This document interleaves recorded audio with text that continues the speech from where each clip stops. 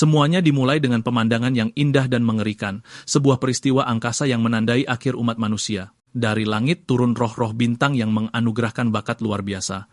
Namun bersama anugerah ini, datang sesuatu yang jauh lebih jahat. Alam pun bangkit, berubah menjadi wujud-wujud mengerikan. Struktur dunia itu sendiri mulai berubah. Tapi sebelum semua itu, kisah kita dimulai di sebuah kantor yang membosankan. Proposal seorang perencana muda ditolak mentah-mentah. Dia disuruh berkemas dan pergi. Di luar, dua rekan kerja membicarakan apa yang baru saja terjadi. Salah satunya bilang idenya sebenarnya bagus, tapi bos tidak peduli. Seseorang harus dijadikan kambing hitam. Dia tanpa malu mencuri ide itu untuk timnya sendiri. Protagonis kita tertegun oleh pengkhianatan itu. Inilah Kano Hotaka, seorang perencana game pemula. Dia meluapkan isi hatinya kepada satu-satunya pendukungnya, seorang teman online. Teman dengan nama aneh tapi baik hati. Kano menerima bahwa kesempatan besarnya tidak akan datang. Dia menatap foto keluarganya, motivasinya. Dia tidak tega mengecewakan orang-orang yang percaya padanya. Tiba-tiba, pesan temannya mulai terdistorsi. Hitung mundur yang aneh muncul di layarnya. Dia bertanya-tanya apakah ini semacam virus baru. Tapi ini bukan hanya komputernya. Ini terjadi di setiap layar di kantor. Sebuah pesan muncul. Selamat datang di dunia game sungguhan. Dunia di luar mulai bergetar dan hancur berantakan. Kano menatap layar dengan tidak percaya. Judul di layar adalah judul dari proposalnya yang dicuri. Seekor monster muncul di luar, tetapi mereka menganggapnya sebagai promosi. Makhluk itu menghancurkan kaca, rahangnya terbuka untuk memangsa mereka semua. Pesta kantor berakhir dengan jeritan dan cipratan darah. Kepanikan pecah saat para penyintas berjuang untuk hidup mereka. Di layar yang rusak, pesan terakhir dari temannya berkedip lalu padam. Kilatan cahaya yang menyilaukan melahap segalanya, tetapi satu-satunya pikiran Kano adalah untuk pulang. Dia dengan putus asa menelepon adiknya, Nozomi. Dia menyuruhnya bersembunyi, berjanji akan segera ke sana. Setelah satu panggilan selesai, dia bersiap untuk panggilan berikutnya. Dia ragu untuk menelepon mantannya, orang yang dia jauhi, tetapi jarinya bergerak dengan sendirinya. Dia tahu ini bukan waktunya untuk penyesalan pribadi. Tepat pada saat itu, monster itu menerobos tangga di belakang mereka. Mulutnya yang menganga mendekati kerumunan yang ketakutan. Dan dalam sekejap karena tindakan pengecut, bosnya mendorongnya ke depan. Sepertinya ini salah satu cara untuk menangani ulasan kinerja yang buruk. Kano hanya bisa menatap, keluarganya terlintas di depan matanya. Dia jatuh menuju akhir yang mengerikan. Tapi dari langit, seorang penyelamat tak terduga datang. Sebuah rudal menghantam makhluk itu dan meledak dalam kobaran api. Kano terlempar dari jalur monster itu dan menghantam tanah dengan keras. Kesadarannya memudar ke dalam kegelapan. Sebuah kenangan muncul. Hari saat dia putus dengan seorang gadis bernama Sarah. Dia menyebut dirinya sendiri karakter sampingan, tidak pantas untuk dunianya. Matanya terbuka lebar, dipenuhi dengan semangat baru. Dia hidup berlutut di tengah kota yang terbakar, babak belur dan hancur tetapi masih bernapas. Menggunakan sepotong besi beton sebagai penyangga, dia memaksa dirinya untuk berdiri. Keluarganya sedang menunggu. Dia tidak boleh menyerah. Dia akhirnya mengerti permainannya sekarang menjadi kenyataan mereka, dan di seberang cakrawala, perang untuk dunia baru ini telah dimulai. Kano berjuang dengan kebenaran yang mustahil dari realitas barunya. Sebuah visi mengerikan melintas di benaknya, nasib adiknya. Hatinya hancur saat dia meneriakkan nama keluarganya. Dipicu oleh amarah dan duka, dia menyerang monster itu secara langsung, tapi serangannya yang nekat dihadapi dengan kekuatan yang luar biasa. Dia pingsan, bertanya-tanya apakah karakter sampingan bahkan bisa bermimpi. Lidah monster yang seperti senjata itu mendekat untuk memberikan pukulan terakhir. Hidupnya berakhir di ujung tombak, meminta alam semesta untuk kesempatan kedua. Dan begitu saja, dia terbangun di lorong sekolah yang ramai. Teman-teman sekelasnya bertanya apakah dia baik-baik saja, memanggilnya dengan nama lamanya. Sebuah pengumuman menyatakan, hari ini adalah hari yang penting bagi semua siswa kelas 3. Dia tidak hanya hidup. Dia telah dikirim kembali ke masa SMA. Dunia ini berbeda, tapi dia tidak peduli. Dia telah terlahir kembali. Kali ini, dia bersumpah untuk menulis ulang takdirnya dengan tangannya sendiri. Tiba-tiba, sebuah jam raksasa muncul karena kehalusan tidaklah penting. Suara aneh menarik perhatiannya ke atas. Matanya terbelalak ngeri saat menyadarinya. Itu adalah hitungan mundur yang sama yang menandai akhir dunianya. Dia menunjukkannya, tapi sepertinya tidak ada orang lain yang melihatnya. Dialah satu-satunya yang ingat, satu-satunya yang tahu. Ini bukanlah kesempatan kedua. Ini adalah putaran kematian. Dia dipaksa untuk menghidupkan kembali kenangan akan kematian keluarganya. Tapi kemudian game memberinya kode curang karakter utama. Jarum jam besar mulai bergerak. Struktur waktu itu sendiri seolah bergeser di sekelilingnya. Roda takdir berputar untuk mendukungnya. Hitungan mundur berkedip, angka-angkanya berebut menjadi sesuatu yang baru. Batas waktunya telah diperpanjang selama setahun penuh. Jendela sistem merinci bakat tersembunyi uniknya, pencipta. Dia mengetahui bahwa dia bisa memiliki 4 bakat, sebuah keistimewaan yang belum pernah terdengar. Dia mempertanyakan paradoks dari realitas baru ini. Sebuah ingatan tentang teman online-nya memicu teori liar, tapi dia dengan cepat mengabaikannya sebagai suatu kebetulan. Saat ini, satu-satunya tujuannya adalah memperpanjang hitungan mundur. Dia akan melakukan apapun untuk mengulur lebih banyak waktu. Dia bersumpah untuk menghentikan kiamat yang turut dia ciptakan. Tapi pertama-tama, ada sesuatu yang perlu dia pastikan. Dia memisahkan diri dari kerumunan, mengabaikan protes mereka. Dia tidak punya ingatan tentang kehidupan ini, hanya yang terakhir. Matanya memindai kerumunan mencari wajah yang dikenalnya dan di sanalah dia, adiknya, Nozomi, hidup dan sehat. Diliputi rasa lega, dia menariknya ke dalam pelukan putus asa. Dia bersumpah dalam hati untuk tidak akan pernah melepaskannya lagi. Dia bisa merasakan tubuhnya gemetar, bingung dengan intensitasnya. Bermesraan di depan umum jelas bukan gayanya. Dia dengan panik menanyakan kabar orang tua mereka dan mendapat tatapan aneh. Reuni kecilnya terpotong oleh suara menggelegar dari atas panggung. Dan, tentu saja, guru itu sangat mirip dengan bos lamanya. Guru itu kemudian memanggil 2 siswa kelas 3 terakhir ke atas panggung. Seorang gadis berambut hitam panjang bangkit dari kerumunan. Kano membeku. Itu mantannya, orang yang dia jauhi. Dia sadar kalau gadis itu tidak berubah sedikit pun. Kerumunan berbisik, menggosipkan sang bintang sekolah dan si pecundang. Dia menoleh padanya, siap menghadapi penghakiman mereka bersama. Dia berjalan dengan kepercayaan diri yang baru, tetapi pikirannya melayang ke tempat lain. Guru itu mulai menjelaskan upacara kebangkitan. Di dunia ini, segalanya ditentukan oleh 1 metrik peringkat bintang, sebuah angka yang menentukan seluruh masa depan seseorang. Dia menyebutnya tolok ukur terpenting dalam hidup mereka. Prosesnya sederhana. Sentuh perangkatnya dan ungkapkan takdirmu. Guru itu mengumumkan bahwa giliran bintang sekolah, Hager. Cahaya cemerlang meledak, menampakkan peringkat bintang 16 yang luar biasa. Kerumunan bersorak memuji sang elit super sekolah, tapi pujian itu dengan cepat berubah menjadi ejekan yang ditujukan pada Kano. Adiknya, Nozomi, maju untuk membela kehormatannya. Dia percaya padanya bahkan saat tidak ada orang lain yang percaya. Kano melangkah maju, merenungkan sistem peringkat kejam di dunia ini. Dia mempersiapkan diri untuk menghadapi takdir barunya. Hasilnya nihil. Dia tidak bisa bangkit. Seluruh sekolah tertawa terbahak-bahak dan mengejeknya. Bahkan sang guru ikut menikmati penghinaan publiknya. Namun, jendela sistem tersembunyi menceritakan kisah yang berbeda. Bakat penciptanya baru saja menguras seluruh mesin hingga kering. Para instruktur panik saat perangkat tak ternilai itu padam. Mereka menemukan inti energi telah benar-benar kosong. Sang guru menuntut pengisian ulang, tapi itu tidak sesederhana itu. Dia melihat ini sebagai kesempatan sempurna untuk menghancurkan Kano sepenuhnya. Kano merasakan tantangan itu dan memutuskan untuk ikut bermain. Dia mengaktifkan kemampuannya lagi, menguras lebih banyak energi tersembunyi. Sang guru sangat marah, menyalahkan stafnya atas kerusakan itu. Sang teknisi gemetar, tidak dapat menjelaskan fenomena tersebut. Karena sudah muak, sang guru memutuskan untuk lanjut ke fase berikutnya. Sebuah dungeon percobaan dibuka untuk semua murid yang baru bangkit, tapi Kano dilarang masuk, dianggap tak layak untuk ikut serta. Teman-teman sekelasnya, yang kini berbalut zirah, memandangnya rendah. Sarah mendekat terkejut melihat sikapnya yang tenang. Sarah tak mengerti bagaimana bisa Kano, dari semua orang, gagal bangkit, tapi Kano memancarkan kepercayaan diri yang belum pernah ia lihat. Saat itu juga, seorang penantang baru muncul untuk merebut gadisnya. Dia menyatakan mereka adalah pasangan yang sempurna, pilihan para dewa. Sarah melepaskan kekuatannya, stat miliknya menegaskan statusnya sebagai seorang elit. Dengan satu tatapan tajam, dia menyuruh penantang itu untuk mundur. Auranya yang mengintimidasi membuat penantang itu dan teman-temannya lari terbirit-birit. Dia mundur, tapi sebelumnya berjanji akan menyelesaikan perhitungan mereka di dalam dungeon. Kano mencoba menjelaskan, tapi Sarah sepertinya salah paham akan sikap tenangnya. Dia mengaku tidak kecewa, hanya saja merasa frustrasi untuk Kano. Dia bertekad akan menjadi cukup kuat untuk melindungi mereka berdua. Sebuah ingatan tentang janji yang pernah ia buat untuk Sarah pun muncul. Kano sadar peran mereka telah benar-benar terbalik. Gagal sudah jadi pahlawan. Suara guru itu memecah momen itu dan secara resmi mengusir Kano. Namun di atas panggung, seorang guru lain memulai pidato yang mengejutkan. Dia mempertanyakan dasar dari hierarki kejam di dunia mereka. Kepala guru sangat marah, tetapi pria itu hanya menyalahkan kegilaan dunia. Dan kemudian pertemuan itu mengambil arah yang sangat tidak terduga. Dia tidak sendirian. Seluruh staf pengajar mengungkapkan wujud monster mereka.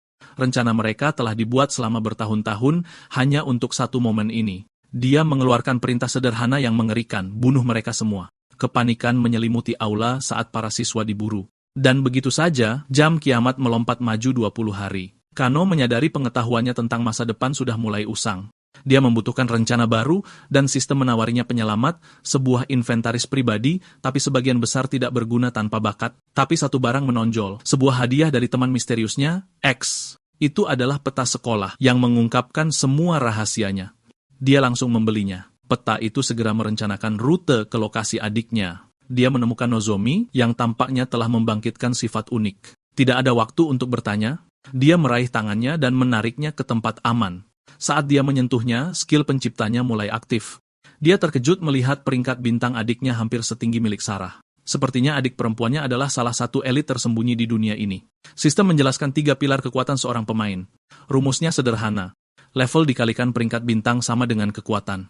Sebagai perencana game, Kano merasa sistemnya ternyata seimbang. Meskipun para dewa yang membuat aturan, ada cara untuk melanggarnya. Kekuatan tertinggi di dunia ini adalah peringkat bintang 0, matahari. Tapi bakat pencipta Kano ada di luar alam semesta yang diketahui. Peringkatnya bukan 0, melainkan tak terhingga. Sistem memberinya pilihan, menyalin bakat peringkat A milik adiknya. Sementara itu, guru monster itu melampiaskan amarahnya pada para murid. Nozomi lumpuh karena ketakutan, tidak bisa bergerak sedikit pun. Monster itu mengincarnya, siap menyerang. Tapi Kano bergerak secepat kilat, mendorongnya ke tempat aman. Dia membalas serangan monster itu dengan pukulannya sendiri. Monster itu mengaum, marah karena campur tangan anak tak berperingkat itu, tapi dampaknya menghancurkan lengannya dan membuatnya terhuyung kesakitan. Dia tidak bisa mengerti bagaimana seorang murid yang belum bangkit memiliki kekuatan seperti itu. Kano berdiri, statistik barunya bersinar untuk dilihat semua orang. Dia telah menyalin bakat bertarung, menggunakan poin untuk menjadi seorang prajurit. Monster itu menganggapnya hanya keberuntungan, menolak mengakui kekalahannya. Kano menjawabnya dengan pukulan uppercut yang menghancurkan kerahangnya. Tiba-tiba, monster itu memohon ampun seolah-olah menjadi korban, tetapi Kano teringat ancamannya terhadap adiknya. Tidak akan ada ampun. Dengan pukulan dahsyat terakhir, pertarungan pun berakhir. Dia mendarat, monster itu kalah hanya dalam 2 pukulan. Sebuah jendela sistem mengonfirmasi kemenangannya dan memberinya hadiah poin bonus. Nozomi tertegun, tetapi Kano memberitahunya bahwa sudah waktunya untuk pergi. Siswa-siswa lain berkumpul di belakangnya, pahlawan baru mereka. Dia memberitahu adiknya bahwa mereka perlu bersembunyi, bukan lari. Para siswa mencapai gerbang dan menemukan penghalang cahaya yang aneh, tetapi perundung sekolah itu menerobos ke depan, muak menunggu. Si perundung itu menyeringai, menyebut mereka semua bodoh karena ragu-ragu. Dia menyentuh penghalang itu dan langsung dilalap kilatan cahaya.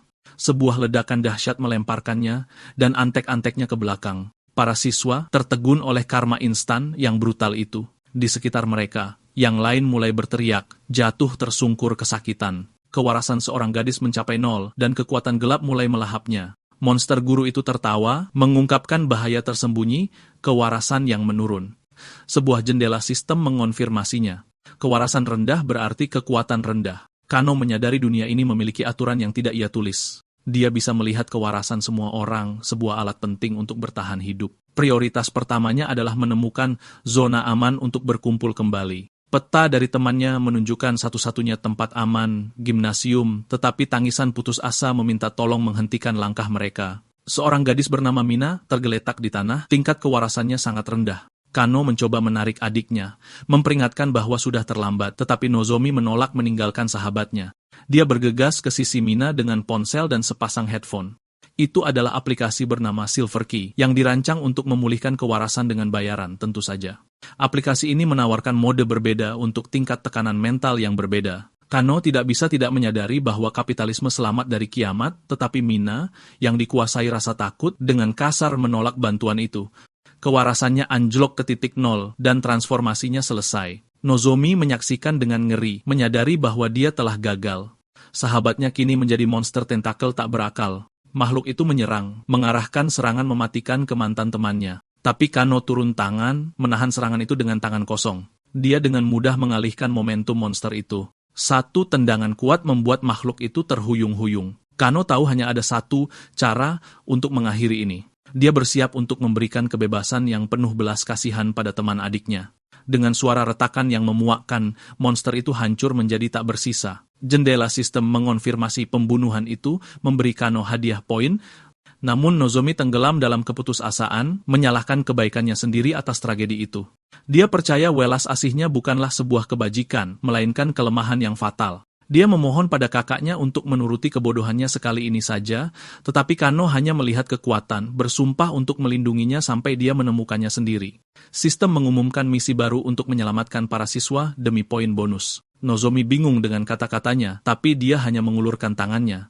Dia berjanji akan selalu mendukungnya apapun yang dia pilih. Dengan bantuan kakaknya, dia menemukan kekuatan untuk berdiri sekali lagi. Rencana baru mereka sederhana, melewati kekacauan dan menemukan tempat perlindungan. Nozomi menyarankan tempat penampungan sekolah, tapi Kano tahu itu jebakan. Para guru yang berubah wujud tahu setiap sudut sekolah ini, menjadikannya perangkap maut. Dia memikirkan tempat yang berbeda, gimnasium sekolah. Di dalam, puluhan siswa berkerumun, lumpuh karena ketakutan. Kano mengamati kerumunan setelah mengumpulkan pemain kunci untuk rencananya, tetapi kepemimpinannya langsung ditentang oleh seorang siswa peringkat tinggi. Kano meyakinkan mereka semua bahwa dia punya jalan keluar, tetapi mereka menuntut jawaban. Dia dengan tenang mengambil bola basket, mengklaim bola itu adalah keselamatan mereka. Sambil menyeringai, dia mengungkit cerita hantu lama tentang gimnasium ini. Para siswa bingung dengan perubahan topiknya yang tiba-tiba. Sang penantang, Arata, menuduhnya membuang-buang waktu yang berharga. Tapi Nozomi maju, keyakinannya pada kakaknya tak tergoyahkan. Orang lain yang melihatnya bertarung ikut mendukungnya, membungkam mereka yang ragu. Ketegangan memuncak saat para penyintas mulai saling bermusuhan. Kano memecah ketegangan, memberitahu mereka sekarang bukan waktunya untuk bertengkar. Dia memberi mereka ultimatum, percaya pada rencana gilanya atau pergi dan menghadapi malapetaka yang pasti. Karena penasaran, Arata memutuskan untuk bertaruh pada keajaiban dan tetap tinggal untuk melihat. Dengan bersatunya kelompok, jagoan tim basket menawarkan bantuannya. Kano menerima jabat tangan itu, menyalin bakat baru, bola basket, olahraga tempur pamungkas. Dia menemukan seorang gadis dengan bakat akurasi peringkat tinggi. Dia menyalinnya, sambil menawarkan beberapa nasihat hidup yang tidak diminta. Sistem mengonfirmasi penyalinan, menyisakan satu slot untuknya. Teman-teman barunya tentu saja bingung. Tapi, Kano tidak hanya mengumpulkan bakat, dia menggabungkannya. Bola basket dan akurasi menyatu menjadi keahlian baru peningkat statistik. Dia segera memamerkan keahlian barunya. Para siswa terpana oleh gerakannya yang sempurna. Dia berhasil memasukkan bola, tapi mereka masih tidak mengerti rencananya. Tapi ini baru pemanasan. Dia melompat dari garis lemparan bebas, seolah menentang gravitasi, dan mengakhirinya dengan dung kuat yang mengguncang ring. Berikutnya, tembakan 3 angka yang sempurna dari jarak yang sangat jauh. Kerumunan bersorak, sejenak melupakan kiamat, tapi Arata tahu ada metode di balik kegilaan ini. Kano akhirnya mengungkapkan rencananya berdasarkan legenda urban gimnasium, tembakan tertentu akan memicu ruang tersembunyi yang benar-benar aman. Arata terkejut, menuntut untuk tahu bagaimana dia mengetahui rahasia itu. Kano teringat 10.000 poin yang dia habiskan untuk cheat ini. Agak memalukan, tetapi diperlukan untuk kelangsungan hidup mereka. Dia bersiap untuk tembakan terakhir dari garis tengah lapangan. Bola melambung di udara dan masuk tanpa menyentuh ring. Para siswa bersorak, yakin mereka telah diselamatkan. Mereka mencari di gimnasium, tetapi ruang tersembunyi itu tidak dapat ditemukan.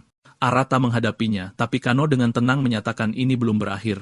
Tembakan terakhir, jelasnya, adalah kunci sebenarnya untuk keselamatan mereka. Tepat saat mereka mengira punya kesempatan, keputusasaan muncul lagi, dan waktu mereka sangat tidak tepat. Para monster sudah di depan pintu. 3 monster buas telah menemukan tempat persembunyian mereka. Terjebak antara kematian di luar dan di dalam, kerumunan menyerbu ke pintu keluar belakang dengan panik, tetapi keyakinan Nozomi pada kakaknya tetap tak tergoyahkan. Arata dan yang lainnya mati-matian mencoba membarikade pintu. Semua harapan mereka sekarang bergantung pada tembakan mustahil terakhir Kano. Dia melepaskan bola dengan keyakinan penuh.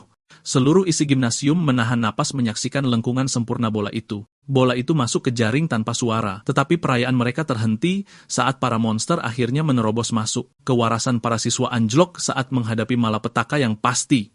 Bahkan Arata hanya bisa memohon keajaiban terjadi sekarang, tetapi keyakinan Nozomi pada kakaknya tidak pernah goyah sedetik pun. Setiap mata tertuju pada bola itu, secercah harapan terakhir mereka. Bola itu memantul dari papan belakang dan masuk diiringi kilatan cahaya. Sebuah jendela sistem mengonfirmasinya. Kisah hantu itu nyata. Para monster menyerang, siap untuk mencabik-cabik mereka semua, tetapi mereka hanya menemukan gimnasium yang kosong. Sebuah bola basket menggelinding dan berhenti di kaki makhluk itu. Makhluk buas itu melihat sekeliling dengan sangat bingung. Ia menghancurkan lantai dengan marah, tidak dapat menemukan mangsanya. Dari ruang tersembunyi para siswa menonton, sama sekali tidak terlihat. Perasaan lega dan gembira meledak saat mereka menyadari bahwa mereka telah diselamatkan. Kano mendapatkan bonus poin yang sangat besar atas penyelamatan heroiknya. Tiba-tiba, dia menjadi anak paling populer di sekolah. Lucu sekali cara kerjanya. Nozomi berseri-seri dengan bangga. Keyakinannya pada Kano terbukti sepenuhnya. Arata mendekat, menawarkan jabat tangan dan permintaan maaf yang tulus. Kerumunan itu tercengang. Serigala penyendiri sekolah itu tunduk pada orang lain. Kano menerima, tapi fokusnya sudah tertuju pada mereka yang masih dalam bahaya. Skill penciptanya aktif, mendeteksi bakat peringkat tinggi Arata. Tetapi Kano menolak menyalinnya, menyimpan slot terakhirnya untuk skill tempur. Arata mempertanyakan metode Kano yang sembrono meskipun berhasil. Kano hanya menyeringai, menyuruh si jenius yang terlalu serius untuk lebih santai. Dia kemudian mengambil peti harta karun, hadiah karena menyelesaikan misi. Busur cahaya, hadiahnya adalah senjata legendaris, busur cahaya, Sarnga. Siswa-siswa lain kagum terinspirasi oleh kekuatan baru Kano. Tetapi, seorang gadis, pemanah bernama Shizuno, mengenali busur yang selalu dia impikan. Kano berjalan menghampirinya dan menawarkan senjata legendaris itu. Dia benar-benar gugup, nyaris tidak bisa menjabat tangannya. Pikirannya langsung melompat ke pernikahan dan anak-anak. Wah, cepat sekali eskalasinya, tapi satu-satunya tujuan Kano adalah menyalin bakat memanahnya untuk dirinya sendiri. Kilatan cahaya menyelimutinya saat para siswa menonton dengan kaget. Dia membuka kelas baru, Light Ranger yang sangat keren. Dengan perlengkapan lengkap dan siap bertempur, dia menyatakan sudah waktunya untuk melawan. Di tempat lain, seekor monster menyudutkan siswa lain yang ketakutan. Monster itu mempermainkan mangsanya, menikmati saat-saat teror. Monster itu menyeringai, siap memberikan pukulan terakhir pada manusia tak berguna itu, tetapi tiba-tiba sebatang panah cahaya menembus matanya. Siswa itu mendongak untuk melihat penyelamatnya saat monster itu tumbang. Dari atap gedung terdekat, Kano berdiri siap, busur barunya terentang. Matanya menyipit saat dia meneriakkan peringatan kepada anak laki-laki di bawah. Lebih banyak monster muncul dari bayang-bayang yang mengelilingi siswa itu. Sistem mengonfirmasi busurnya telah membuka 2 skill baru. Kano bersiap untuk melepaskan kekuatan memanahnya yang baru ditemukan. Siswa lain ditangkap, temannya meneriakkan namanya dengan putus asa. Kano melompat dari gedung, seorang pemburu senyap berlatar senja. Dia menarik busurnya, mengisi anak panah dengan cahaya murni. Tembakannya melesat lurus, seberkas cahaya keemasan di cahaya senja.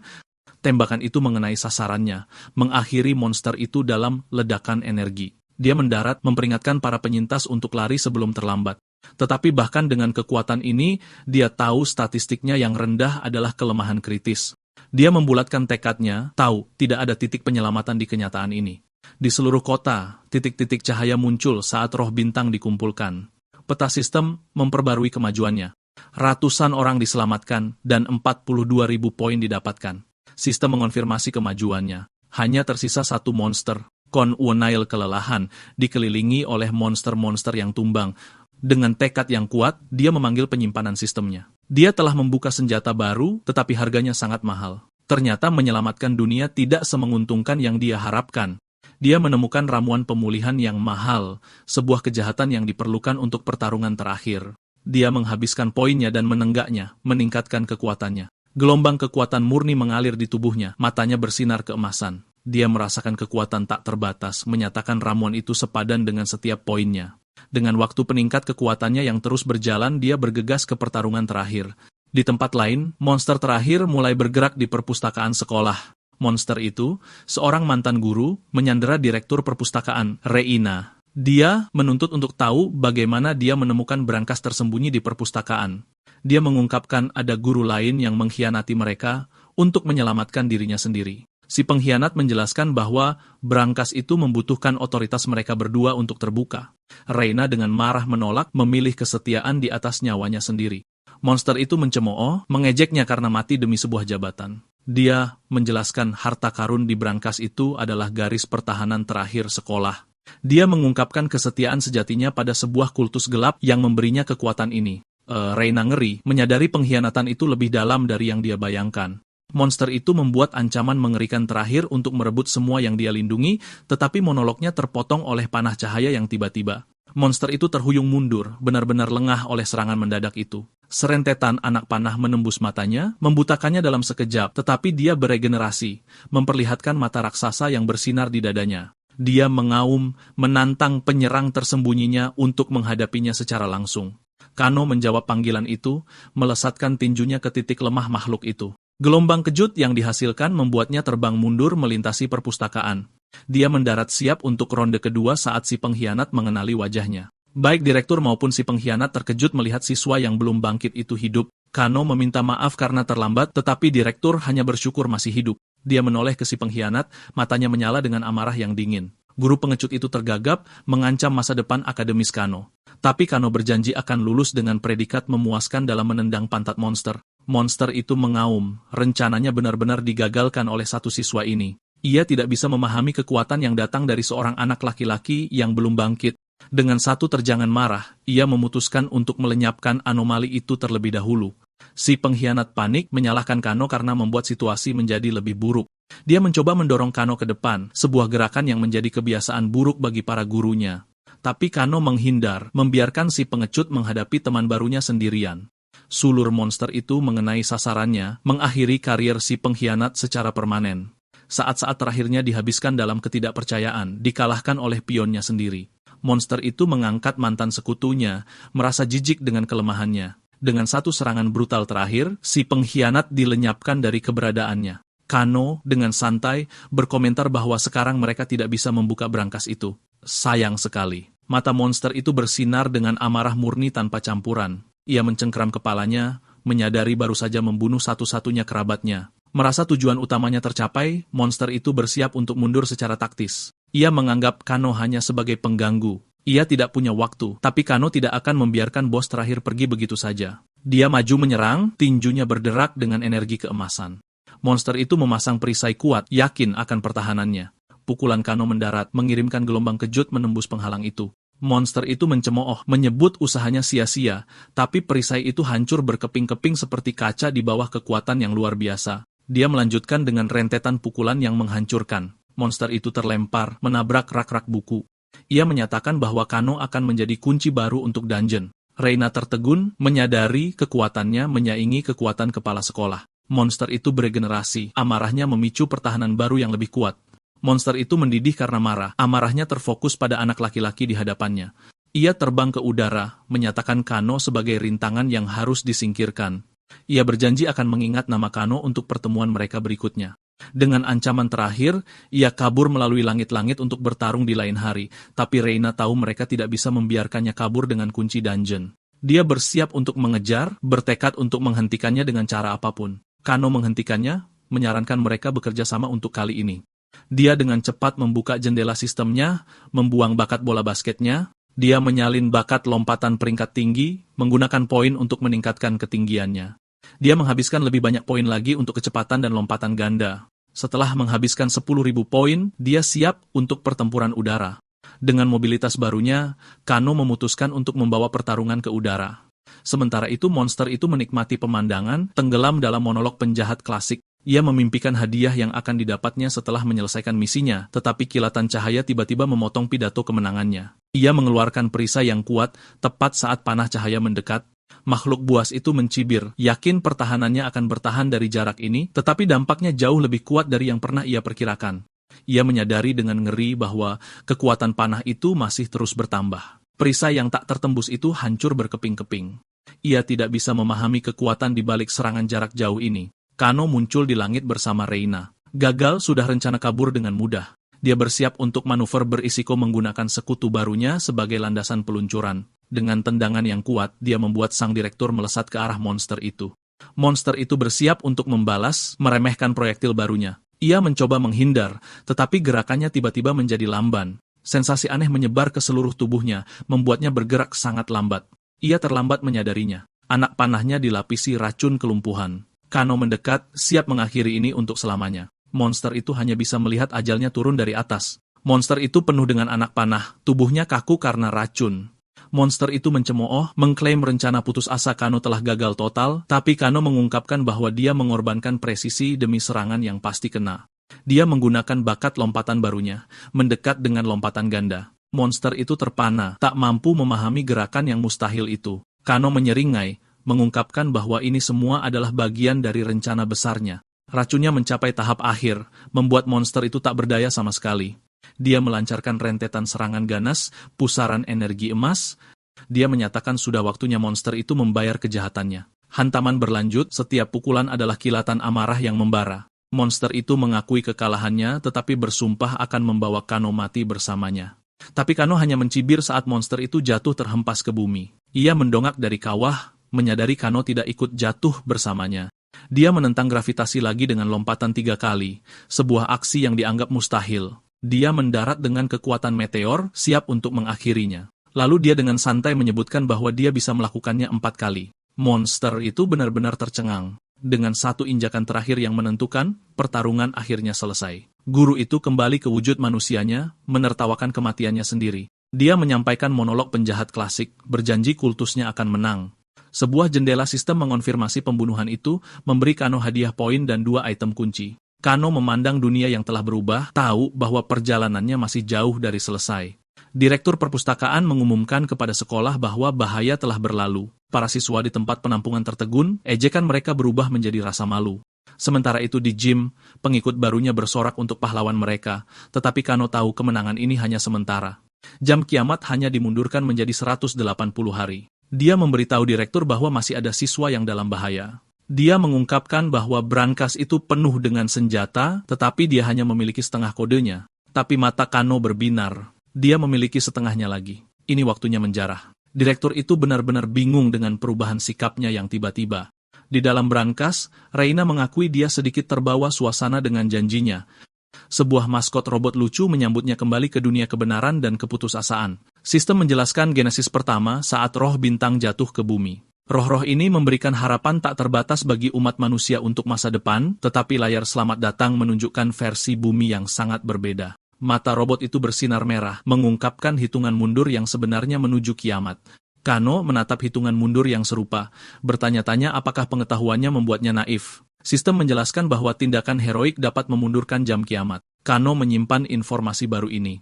Pertama, dia harus bertahan hidup saat ini. Dia sekarang berada di dungeon percobaan, tetapi dengan aturan baru yang mengerikan, tidak ada respawn. Perubahan ini tidak ada dalam desain aslinya. Seseorang sedang menulis ulang aturannya. Dia duduk di atas musuh-musuhnya yang telah dikalahkan, menatap menara percobaan di depan. Sebelum menghadapi bos berikutnya, dia memutuskan untuk mengumpulkan beberapa informasi. Sistem merinci krisis pertama, mengendalikan roh bintang di dalamnya. Krisis kedua adalah ekologis, saat alam itu sendiri berbalik melawan umat manusia. Krisis ketiga adalah teritorial, memaksa para penyintas masuk ke kota-kota berbenteng. Tetapi krisis fatal terakhir, datang dari dalam saat umat manusia saling menyerang. Kano menyadari sejarah dunia hampir identik dengan latar cerita gamenya. Dengan pengetahuannya yang terkonfirmasi sebagai senjata terhebatnya, tantangan berikutnya muncul. Raja beruang elit mengaum, siap untuk memangsa korban berikutnya. Statistiknya luar biasa, monster level 30 dengan peringkat bintang 69. Tapi Kano tetap teguh dengan mata tertutup dan sama sekali tidak terpengaruh. Tanah hancur di bawah berat serbuan monster itu. Matanya menyala dengan cahaya merah padam yang penuh amarah. Kano menyambut serangan itu secara langsung, tinjunya bersinar dengan kekuatan murni. Monster itu menancapkan cakarnya, merobek lantai hutan. Tiba-tiba, monster itu menumbuhkan kepala kedua, keduanya terhuyung kesakitan. Pukulan Kano mendarat dengan kilatan energi yang cemerlang. Monster itu terlempar, lengannya dilalap api keemasan. Kekuatan pukulan itu membuat Kano terlempar ke belakang. Dia menyambut serbuan monster itu dengan pukulan uppercut yang dahsyat. Cakar monster itu hancur berkeping-keping karena kekuatan pukulan itu. Kano meraih lengan besarnya dan menolak untuk melepaskannya.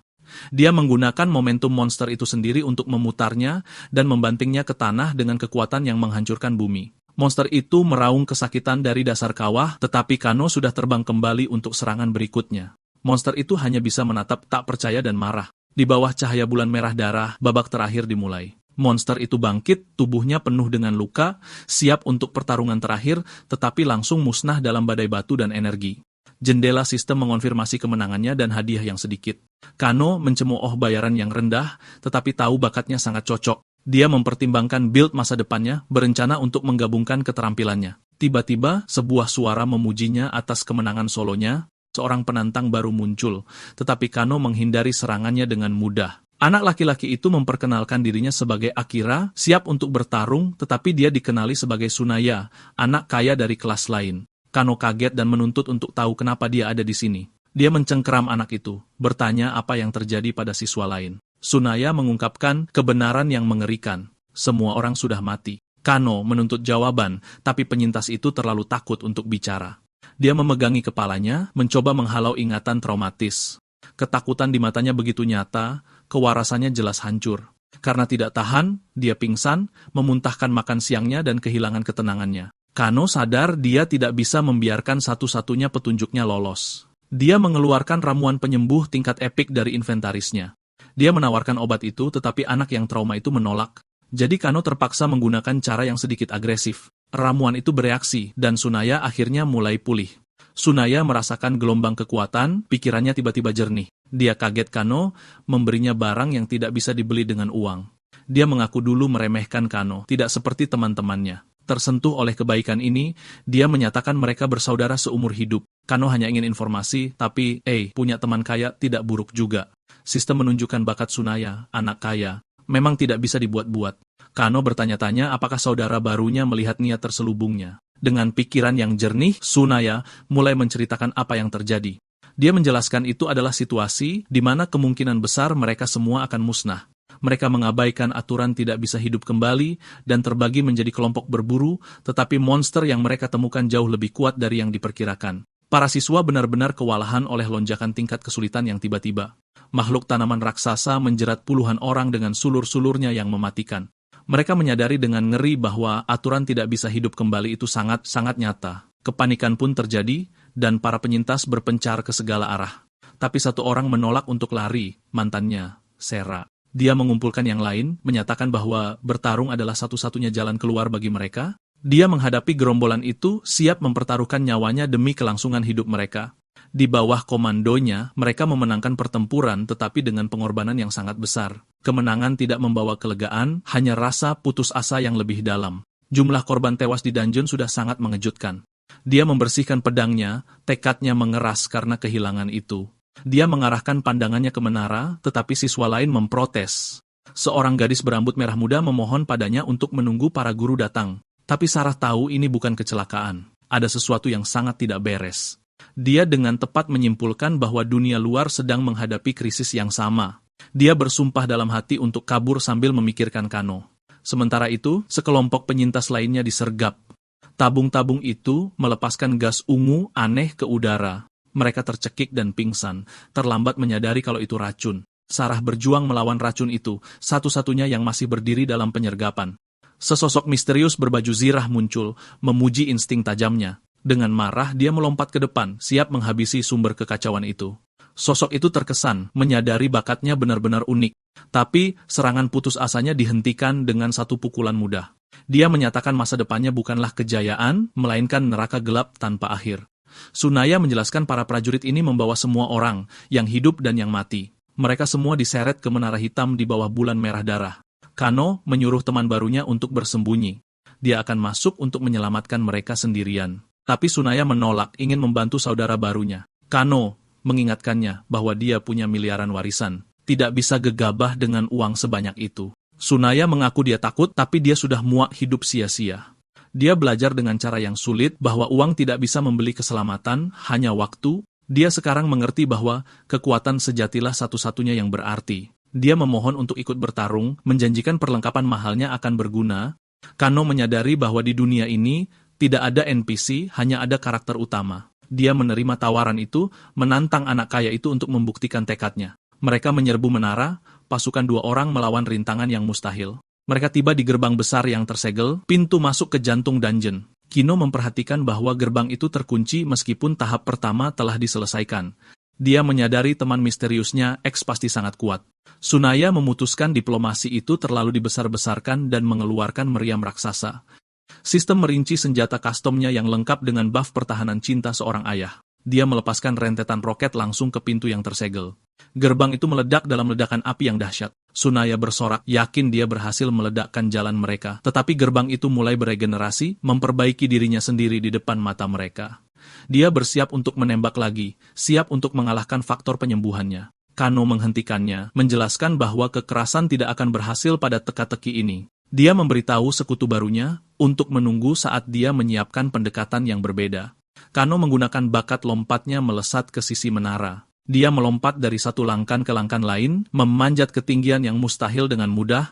Dia mendarat dengan anggun di sebuah platform ratusan meter di udara. Kano mengamati dinding yang beregenerasi, menyadari ini adalah teka-teki, bukan pertarungan. Tsunaya terbang di sampingnya, jetpacknya nyaris tidak bisa mengimbangi lompatan Kano. Dia menyombongkan teknologi keluarganya yang lengkap dengan fitur keamanan otoritas ayah. Perlengkapan berteknologi tinggi anak orang kaya itu mengesankan, meskipun sedikit berlebihan. Tiba-tiba, nada bicara Tsunaya berubah menjadi panik. Roh bintang telah menghilang. Seseorang baru saja mati. Dia menjelaskan kacamatanya dapat merasakan energi roh sebuah hadiah ulang tahun dari ibunya. Melalui kacamata itu, dia melihat Kano memancarkan kekuatan yang luar biasa, tetapi Kano tetap fokus, tahu bahwa mereka kehabisan waktu untuk menemukan jalan masuk. Lalu sebuah ingatan memicu sebuah ide, menghubungkan petunjuk-petunjuk ke solusi tersembunyi. Dia memberitahu teman barunya bahwa masih ada satu kesempatan terakhir untuk masuk ke dalam. Dengan keyakinan penuh, dia melompat dari platform, terjun bebas menuruni dinding menara. Tsunaya menyaksikan dengan ngeri, lalu lega saat jatuhnya Kano menjadi pendaratan yang terkendali.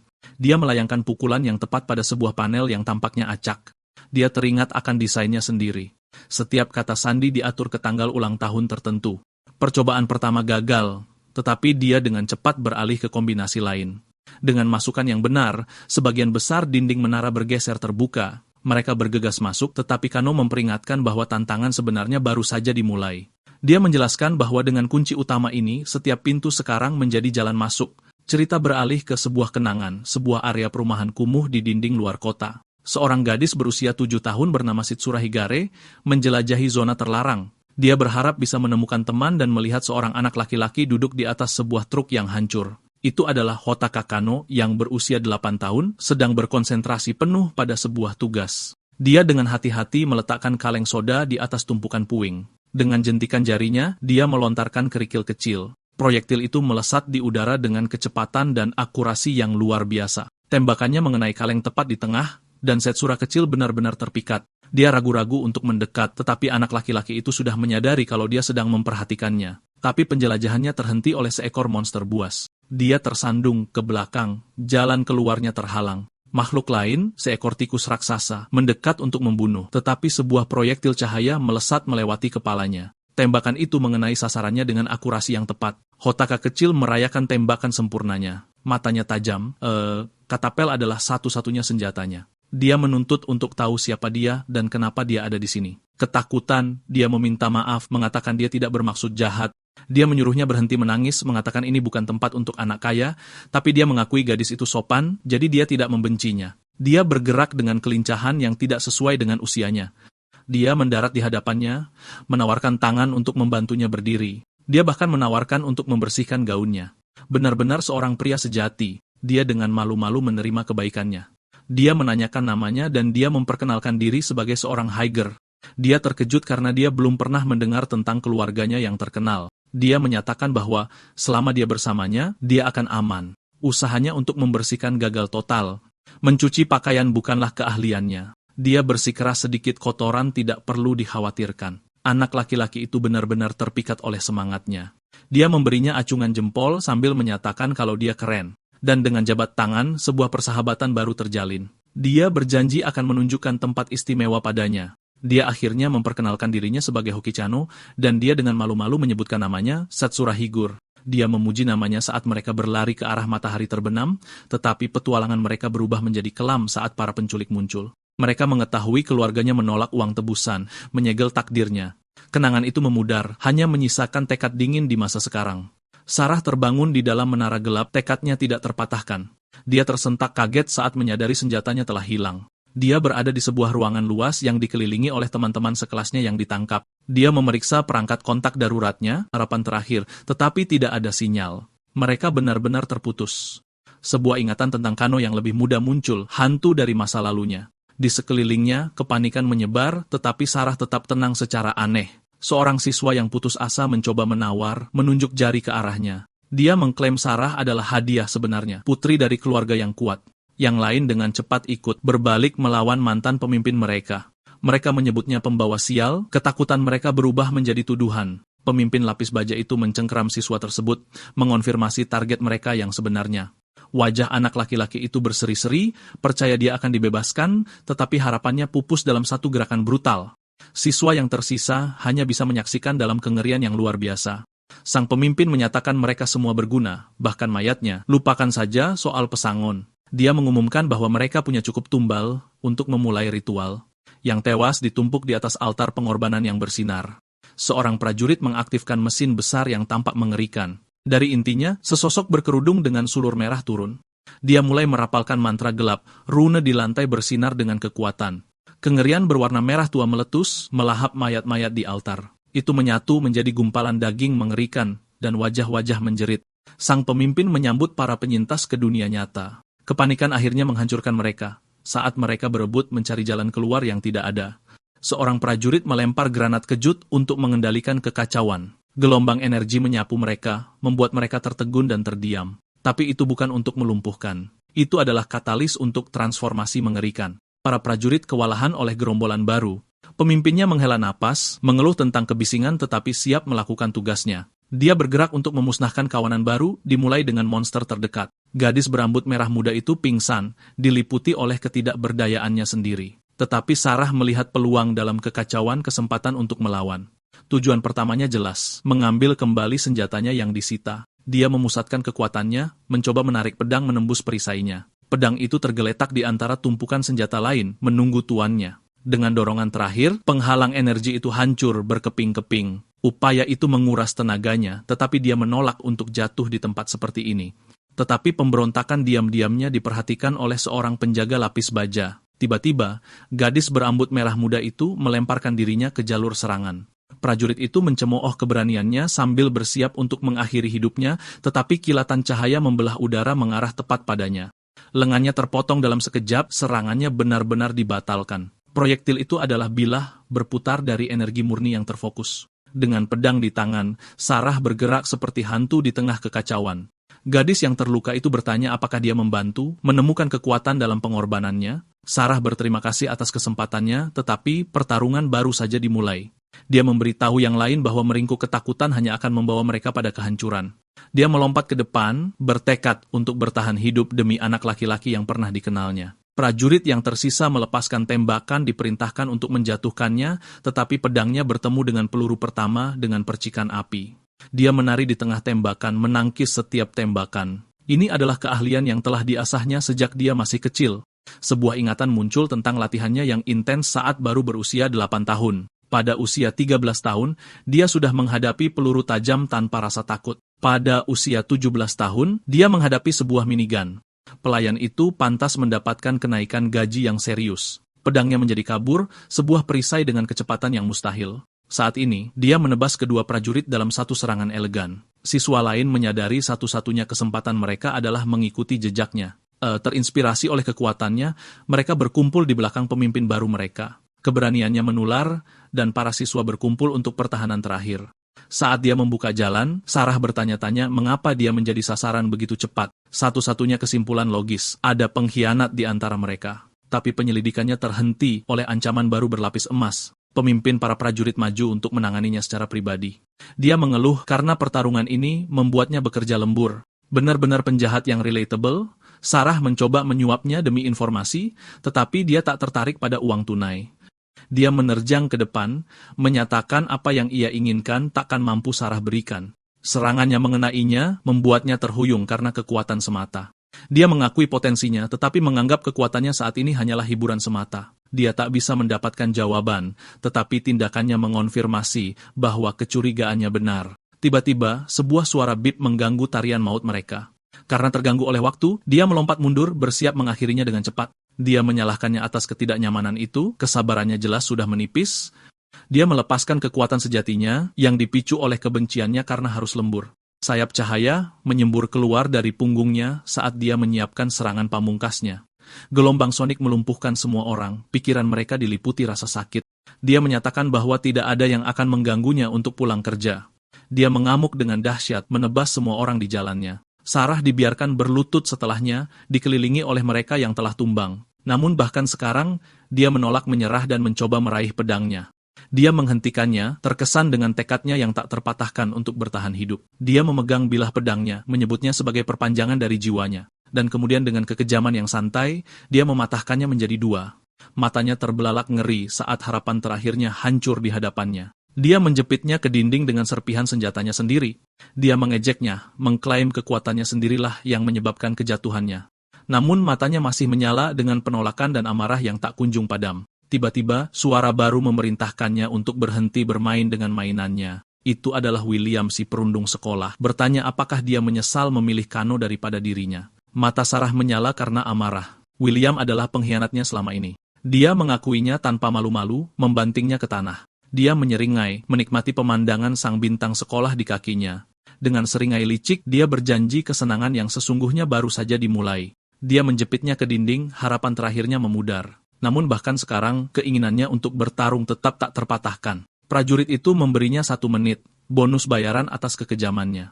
William menyatakan 1 menit adalah waktu yang ia butuhkan untuk meninggalkan jejaknya. Tiba-tiba, perangkat aneh turun dari langit-langit di atas. Perangkat itu berderak dengan energi yang asing dan menakutkan. Kilatan cahaya yang menyilaukan menyelimuti seluruh ruangan. Mata Sarah terbelalak secercah pengakuan dalam cahaya itu. Dia mendapati dirinya dalam setelan baru, sebuah suara meminta maaf karena terlambat. Kano telah tiba, berdiri di antara dia dan musuh. Dia berderak dengan kekuatan, bersumpah akan membunuh siapapun yang menyakiti keluarganya. Sarah hanya bisa menatap punggung penyelamatnya yang tak terduga. Dia datang untuknya, sama seperti yang dia lakukan bertahun-tahun yang lalu. Prajurit itu menuntut jawaban, tertegun oleh penyusupan yang mustahil. Tetapi William melihat ini sebagai panggung yang sempurna untuk balas dendamnya yang bengis. Dia menyusun rencana sadis yang dipicu oleh kecemburuan murni yang tak terkendali. Prajurit itu memperingatkannya, tetapi William menganggap Kano sebagai sampah tak berperingkat. Dia bertanya apakah Kano siap menerima takdirnya. Kano membalikkan pertanyaan itu kepadanya, suaranya sedingin es. William menyerang, siap mengakhiri hidup bocah tak berperingkat itu, tetapi Kano menghindari serangan itu dengan sangat mudah. Dia menghentikan pedang itu dengan tangan kosong, membuat William sangat terkejut. Dengan suara retakan yang mengerikan, dia menghancurkan tulang di tangan si perundung. William berteriak, tidak mampu memahami kekuatan yang mustahil ini. Kano menggunakan momentum lawannya sendiri untuk membantingnya ke tanah, sebuah pernyataan dominasi mutlak. Kano memberikan pelajaran brutal tentang konsekuensi. William memohon belas kasihan yang tidak pernah dia tunjukkan kepada orang lain, tetapi perisai kelas epiknya tidak banyak melindunginya dari pukulan ini. Dia berteriak agar orang bayarannya akhirnya turun tangan, tetapi prajurit itu menjelaskan bahwa pembunuhan tidak ada dalam kontrak. Salut untuk penjahat dengan etos kerja yang baik. Putus asa, William setuju membayar berapapun harga untuk kepala Kano, tetapi perisainya yang tak ternilai mulai retak di bawah serangan tanpa henti. Perisai itu hancur total, membuatnya tak berdaya melawan amarah Kano. Siswa-siswa lain menonton, kengerian mereka digantikan oleh kepuasan yang suram. Sarah terpikat oleh kekuatan pria yang pernah ia kenal. Saat itu, Sunaya datang membawa hadiah dari saudara barunya. Sarah tertegun, mengenali pedang berkualitas legendaris. Itu adalah Frostfang, pedang tingkat epik dengan kekuatan es. Sunaya menyampaikan rencananya. Kano akan menjadi pengalih perhatian. Mereka menggunakan granat asap untuk menutupi pelarian para siswa. Para prajurit tidak tertipu, mereka segera beralih ke penglihatan termal. Tapi apa yang ditunjukkan teknologi canggih mereka? Sama sekali tidak ada. Sesaat kemudian, tembakan penembak jitu menjatuhkan salah satu dari mereka. Ternyata teknologi si anak kaya dilengkapi beberapa fitur tambahan. Sisa prajurit berebut untuk memblokir setiap jalan keluar, tapi Sarah membuka jalan, pedang barunya secepat kilat baja es. Dia bersumpah akan kembali untuk Kano setelah yang lain aman. Kembali di ruangan itu, buku-buku jari Kano berdarah, tapi tekadnya sekeras baja. William hancur berantakan, memohon pengampunan yang tak pantas ia dapatkan. Kano mengingatkannya akan nyawa yang hilang, menolak alasan menyedihkannya. Prajurit emas itu akhirnya bergerak, menyuruh Kano berhenti bermain-main. Tapi Kano melihat kebenarannya. Ini hanyalah taktik untuk mengulur waktu. Prajurit itu menangkap William, menggunakan skill penyembuhan untuk membuatnya bergerak. William terkejut bisa berdiri kembali, diselamatkan pada detik-detik terakhir. Saat melarikan diri, dia bersumpah akan memberikan penderitaan di masa depan bagi Kano dan keluarganya. Sebuah suara terdengar dari komunikatornya. Para siswa aman. Kano menerima pesan itu. Pertarungan sesungguhnya resmi dimulai. Tiba-tiba, rentetan anak panah melesat di lorong. Prajurit itu menangkisnya, terikat oleh kontraknya untuk melindungi anak itu. Tapi satu anak panah berhasil menembus pertahanannya dan menemukan target sebenarnya. William hanya bisa menatap tak percaya saat hidupnya berakhir. Kano muncul, busurnya terentang, keputusannya telah dijatuhkan. Sebuah jendela sistem mengonfirmasi pembunuhan itu, memberinya hadiah poin. Dia juga mendapatkan sepotong data komunikasi terenkripsi dan kunci koleksi pribadi William. Berhasil. Prajurit itu dengan santai mengabaikan kematian mantan kliennya. Dia akhirnya mengerti motivasi Kano yang sebenarnya untuk bertarung. Dia menawarkan kesepakatan yang aneh, nyawa Sarah sebagai ganti perpisahan permanen mereka. Dia mengeluarkan pistolnya, siap untuk menegakkan persyaratan baru. Kano menjawab dengan rentetan panah yang dialiri cahaya. Proyektil-proyektil itu bertemu dalam kilatan energi yang cemerlang. Udara berderak saat peluru dan panah beradu dalam tarian maut. Prajurit itu mengakui bahwa dia meremehkan kekuatan anak laki-laki tak berperingkat itu. Kano bergerak seperti hantu, menghindari setiap tembakan. Karena kesal, prajurit itu memutuskan inilah saatnya untuk mengeluarkan kartu asnya. Dia mengeluarkan 2 senapan Gatling raksasa. Rupanya dia bersedia bekerja lembur. Dia melepaskan rentetan timah, siap untuk mengakhiri semua ini. Peluru-peluru merobek menara, badai kehancuran murni. Kano tahu peralatannya tidak sebanding dengan daya tembak sebesar ini, tapi dia mengeluarkan senjata rahasia yang dia ambil dari brankas. Prajurit itu mengejeknya, percaya bahwa dia sudah terpojok dan kelelahan. Dia menyombongkan diri bahwa tidak ada yang bisa lolos dari 10.000 peluru per menitnya. Dengan ancaman terakhir, dia bersiap untuk menyelesaikan tugasnya selamanya. Hujan peluru turun, rentetan tembakan yang sepertinya tak terhindarkan, tapi Kano tetap bergeming, dilindungi oleh perisai energi kinetik baru. Prajurit itu mencibir, mengira Sera yang memberikan perisai kuat itu pada Kano. Dia mengklaim akhirnya mengerti motivasi Kano. Dia menuduh Kano sebagai benalu, menempel pada gadis kaya untuk kehidupan yang lebih baik. Dia menyombongkan diri bahwa pengalamannya akan menang melawan barang murahan manapun. Dia menerjang maju, statistiknya menunjukkan peringkat bintang 46 yang cukup tinggi. Kano menyambut serangan itu, statistiknya sendiri menunjukkan kekuatan tempur yang hampir 3 kali lebih tinggi. Tinju mereka beradu dalam kilatan cahaya keemasan yang menyilaukan. Pukulan Kano mendarat telak membuat tentara bayaran berbaju zirah itu terhuyung. Prajurit itu terlempar, menuntut untuk mengetahui peringkat bintang Kano yang sebenarnya. Kano dengan santai mengungkapkan statistiknya, menyebutnya rata-rata. Suka sekali dengan kerendahan hatinya. Prajurit itu tertegun, tidak bisa mempercayai angka-angka yang mustahil itu. Kano menyuruhnya untuk memastikannya sendiri dengan serangan ke bawah yang menghancurkan. Pukulan itu menghancurkan helmnya, memperlihatkan wajah seorang veteran yang beruban. Benturan itu meretakkan lantai di bawah mereka. Dia melanjutkan dengan rentetan pukulan tanpa henti. Prajurit itu terlempar menembus dinding menara. Dinding itu meledak keluar karena kekuatan benturan yang luar biasa. Kano mendarat sambil menyaksikan lawannya terlempar ke langit.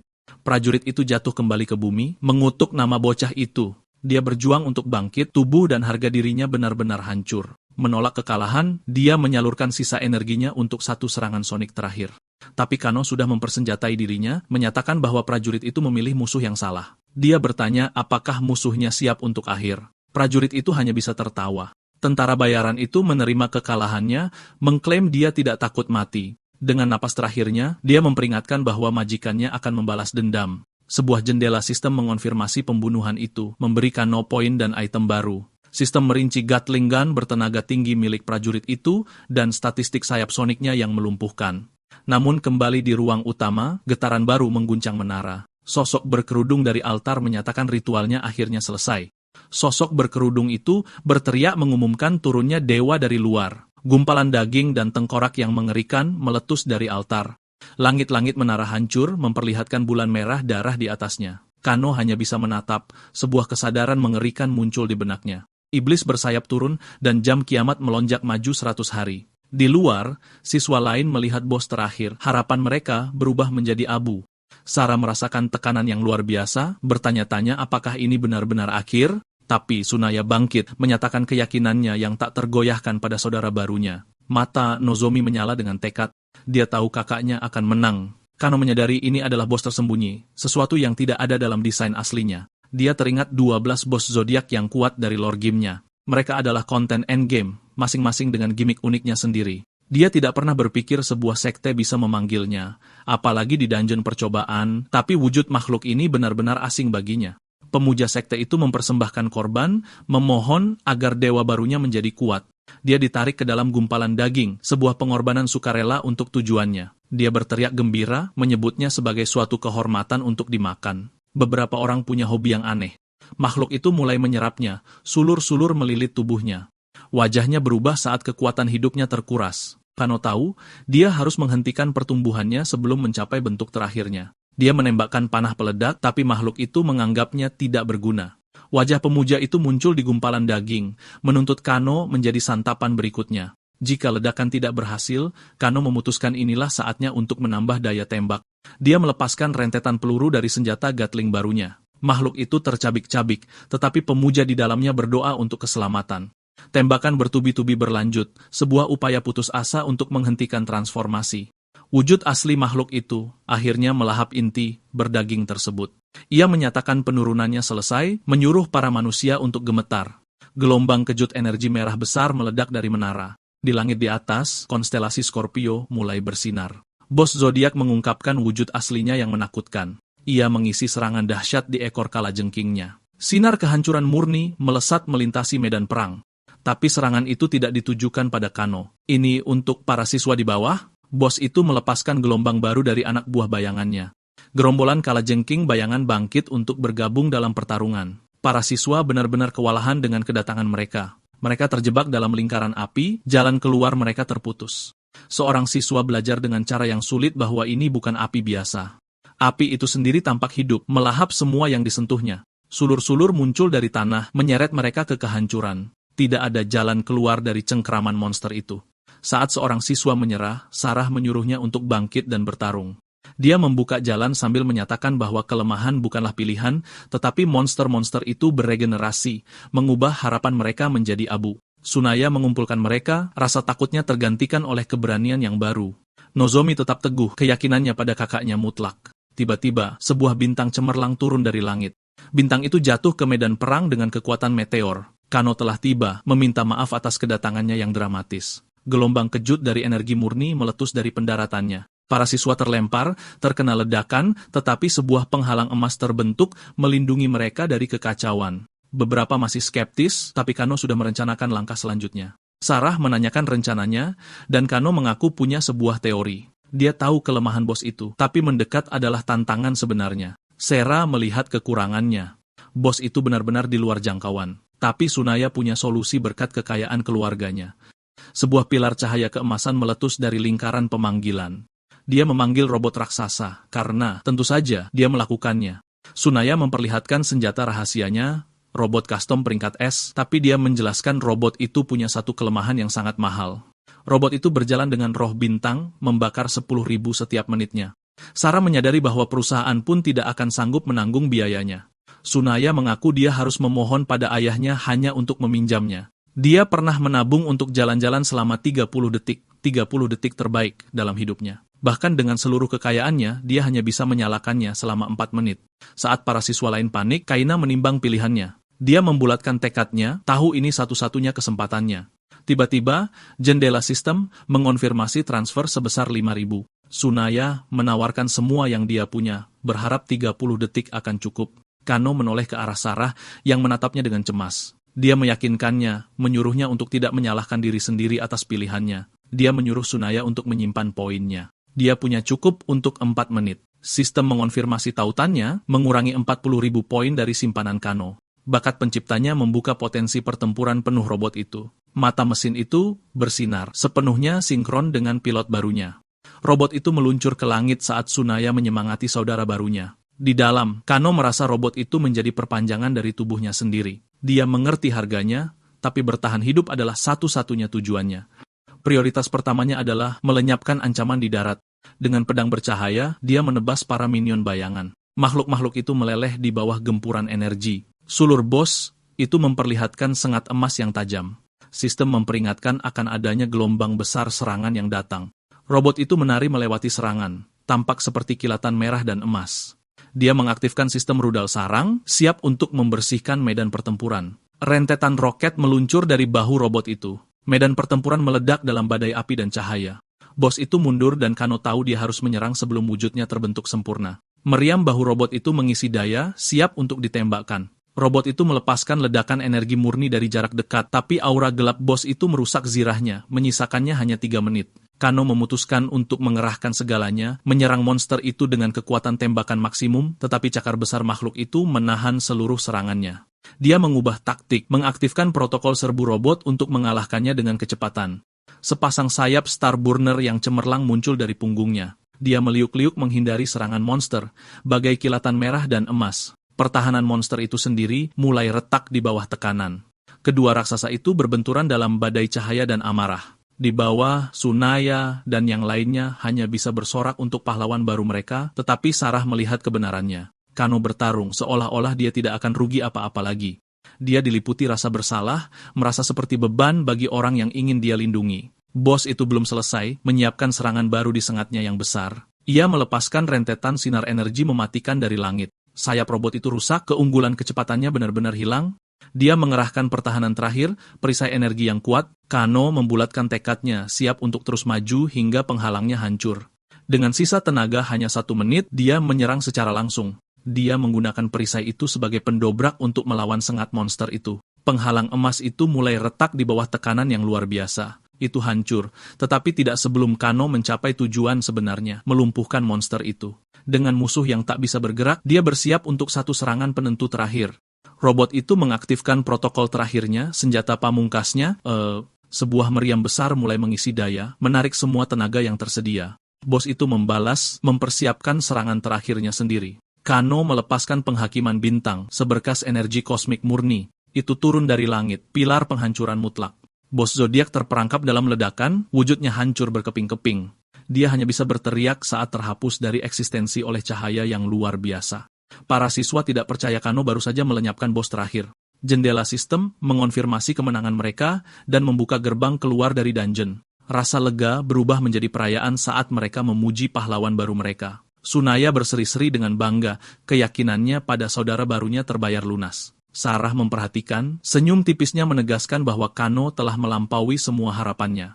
Namun kemenangan itu harus dibayar mahal. Kekuatan robotnya habis. Kano dikeluarkan secara paksa, sistem mendoakannya semoga berhasil. Sama sekali tidak membantu. Saat dia jatuh, sepotong zirah robot terbang ke arahnya. Itu adalah sarung tangan besi hadiah perpisahan terakhir dari mesin itu. Dia menangkapnya, souvenir dari perjalanannya yang sangat mahal. Sekarang yang harus dia lakukan hanyalah selamat dari jatuh dari orbit. Tiba-tiba, sensasi aneh menyelimutinya.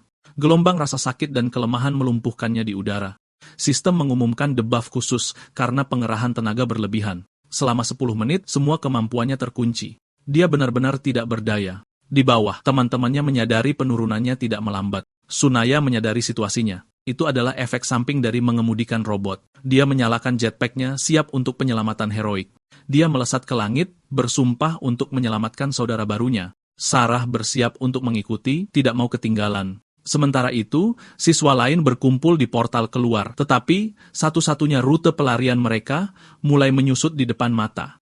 Seorang siswa menunjuk ke langit, kengerian baru menyelimuti mereka. Bos zodiak itu tidak hancur, dia hanya beregenerasi. Sebuah pesan kesalahan muncul, gerbang akan tertutup dalam 100 detik. Kepanikan pecah saat para siswa berdesakan menuju pintu keluar. Gadis berambut merah muda itu tertinggal, memohon seseorang untuk menolongnya. Sarah bergegas ke sisinya, menolak untuk meninggalkan siapapun, tetapi dia tahu gerbang yang menyusut berarti dia tidak bisa menyelamatkan mereka semua. Dia mengumpulkan para penyintas yang bersiap untuk pertahanan terakhir yang putus asa. Gadis berambut merah muda itu menanyakan rencana Sarah, tetapi dia tiba-tiba terlempar ke udara. Rencana Sarah sederhana, melemparkannya ke tempat yang aman. Siswa-siswa lain hanya bisa menonton dengan tak percaya. Ini jelas salah satu cara untuk mengevakuasi sekutumu. Kerumunan itu tertegun oleh penyelamatan yang tidak biasa ini. Mereka mendarat dengan selamat di medan pelindung, bersyukur meski terluka. Sarah tetap teguh di posisinya, menghormati pengorbanan Kano. Dia bersumpah untuk mengeluarkan mereka semua hidup-hidup. Sementara itu, Kano menerima takdirnya saat gerbang tertutup. Dia menyuruh teman-temannya untuk melarikan diri tanpanya, tetapi sengat bos zodiak turun untuk pukulan terakhir. Tsunaya mencegat serangan itu menjadi perisai manusia. Dampaknya menghancurkan tanah di bawah mereka. Kano tertegun mendapati dirinya masih bernapas. Tsunaya meminta maaf karena melupakan efek samping robot itu. Dia bilang itu sepadan, jika itu berarti menyelamatkan semua orang. Dia sangat ingin Kano hidup, tapi urusannya belum selesai. Dia masih punya satu trik lagi. Dia memanggil sebuah motor berteknologi tinggi. Anak orang kaya selalu punya mainan terbaik. Dengan kostum terbangnya yang hancur, ini satu-satunya jalan keluar mereka. Mereka melesat menuju gerbang yang menutup dengan kecepatan penuh. Jendela kesempatan mereka untuk kabur menyempit setiap detiknya. Mereka melesat melintasi medan perang, meninggalkan jejak debu. Tapi Tsunaya melihat Serah yang tertinggal. Kano menyuruhnya untuk tidak berhenti. dia akan mengatasinya. Serah mengulurkan tangannya saat motor itu mendekat. Kano menyambar tangannya, waktu mereka sempurna. Dia menariknya naik dalam satu gerakan mulus. Sekarang bertiga, mereka melesat untuk terakhir kalinya demi kebebasan. Sarah mengaku lelah karena dia selalu meninggalkannya. Dia memeluknya erat, bersumpah bahwa kali ini dia tidak akan pergi kemana-mana. Tapi Tsunaya memotong reuni singkat itu. Gerbangnya akan menutup dalam 10 detik. Dia menyuruh mereka untuk berpegangan sekuat tenaga. Dengan memutar gas, dia memacu motor hingga batas maksimalnya. Ini adalah lari putus asa terakhir menuju garis finish. Mereka berpacu menuju portal yang menyusut, satu-satunya jalan keluar dari neraka ini. Tapi bos zodiak punya satu hadiah perpisahan terakhir untuk mereka. Sebuah serangan terakhir menghancurkan tanah, menghalangi jalan mereka. Sebuah jurang besar terbuka, ruang bawah tanah itu menolak melepaskan mereka. Tapi Tsunaya tidak akan membiarkan jurang kecil menghentikannya. Dia mengungkapkan bahwa motor itu memiliki mesin jet tempur. Karena kenapa tidak? Mereka melesat di udara, kilatan cahaya dengan latar bulan merah darah. Tetapi Tsunaya menyadari dia mungkin berlebihan dengan soal mesin jet itu. Mereka jatuh dengan keras, harapan terakhir mereka terhenti. Hitung mundur portal tersisa 5 detik. Motornya hancur, rencana besar pelarian mereka sirna sudah. Kano menggendong Tsunaya, yang menyalahkan dirinya sendiri atas kegagalan mereka. Sarah hanya bisa melihat, merasa tak berdaya untuk membantu. Dengan sisa 1 detik, mereka menerima takdir mereka. Mereka tidak akan berhasil. Tiba-tiba, sebuah perangkat aneh muncul menstabilkan portal. Gerbang itu membesar, ditahan oleh kekuatan tak terlihat. Ketiganya hanya bisa menatap, terkejut dengan penyelamatan di detik terakhir. Sesosok muncul dari cahaya, kepala sekolah Akademi Stella. Dia memuji ketiga murid itu atas keberanian mereka yang luar biasa. Dia memberitahu mereka bahwa bagian mereka sudah selesai. Para guru akan menanganinya dari sini. Sebuah tim instruktur elit bergerak masuk untuk menahan inti dungeon. Mereka memulai ritual penyegelan yang kuat di sekitar energi yang tidak stabil, tetapi intinya terus bergejolak, kekuatannya semakin besar. Kepala sekolah bersiap untuk turun tangan, bersumpah untuk tidak gagal lagi. Kepala sekolah melepaskan kekuatannya sendiri. Semburan energi emas, dia memanggil cincin bilah pedang untuk mengelilingi inti dungeon yang tidak stabil. Dengan satu perintah, pedang-pedang itu menyatu, menyegel energi gelap. Kekuatan yang kacau itu dipadatkan menjadi bentuk yang stabil dan tidak berbahaya. Tsunaya secara resmi menjadi penggemar nomor 1 kepala sekolah. Pria kuat itu mendekati Kano, ekspresinya tidak terbaca. Dia meletakkan tangan yang kokoh dan berat di bahu anak itu. Dia berterima kasih pada Kano atas keberaniannya saat sistem menunjukkan statusnya yang luar biasa. Kano mencoba bersikap tenang, tapi sistemnya mengingatkannya bahwa dia tidak mampu membeli bakat ini. Kepala sekolah menyuruh mereka pergi, berjanji perbuatan mereka akan dikenang.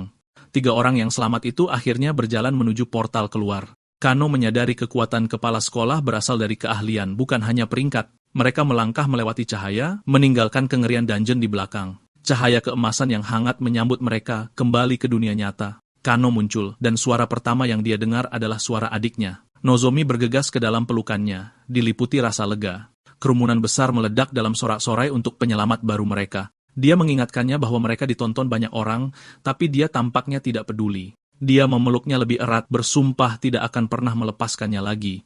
Dengan senyum lembut, dia akhirnya menenangkan ketakutannya. Dia menatap kerumunan, tidak lagi hanya sekadar karakter figuran. Jam kiamat mengonfirmasi kemenangannya telah memberi mereka waktu hampir 3 tahun. Tapi di balik layar, beberapa orang melihat Kano bukan sebagai pahlawan, melainkan ancaman. Kepala sekolah memerintahkan analisis penuh terhadap anak laki-laki yang menentang semua logika. Ekspresinya mengeras saat dia beralih ke prioritas berikutnya. Dia mengumumkan pembersihan skala penuh terhadap para pengkhianat di dalam akademi. Dia bersumpah bahwa sekte itu akan membayar mahal atas serangan mereka. Berita melaporkan insiden itu, masyarakat tidak menyadari bahaya yang sebenarnya.